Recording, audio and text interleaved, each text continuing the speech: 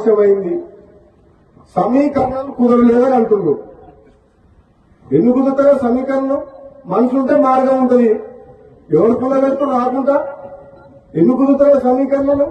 నీకు నీకు నన్ను పార్టీలో తీసుకున్నప్పుడు కదా మీ ఇద్దరు అడగము ఉన్నాను కదా, తెలుసుగా. మన పార్లమెంట్ ఎన్నికలప్పుడు రెండోసారి ప్రారంభం చేసి మాటిచ్చినప్పుడు కదా మీ ఇద్దరు అడగన్నాయి. అంటే అది ఎట్లుందంటే ఒడ్డు దాటినాక ఓడమల్ల కొడుదానంగా బోడమల్ల అన్నట్టుంది. ఇప్పుడు సమీకరణం కుదురుతలేమని మన బట్టి విక్రమార్క గారు అంటున్నారు. ఏం కుదురుతలేవు? 9 మంది ఎమ్మెల్యేలు ఉన్న ఖమ్మం జిల్లాలో 3 మంత్రులు ఉన్నారు. ఎంతమంది ఉన్నారు? 11 మంది ఎమ్మెల్యేలు ఉన్నా నల్గొండకు 3 తప్ప మహబూబ్ గారికి ముఖ్యమంత్రి ఇచ్చినాం కదా మనం. రేవంత్ రెడ్డికి ముఖ్యమంత్రులు ఇచ్చినప్పుడు ఇద్దరన్న మీద తక్కువైంది. ఇదే నమ్మడం లేవాలన్నా తక్కువ ఇద్దరికిద్దరే గద్దలమే ఇద్దరం.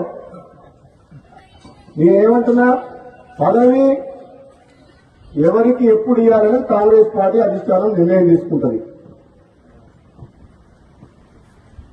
ఆలస్యమైనా సరే నేను ఓపిక పడుతున్నా. పదవుల కోసం పాపలాడే వ్యక్తిని కాను.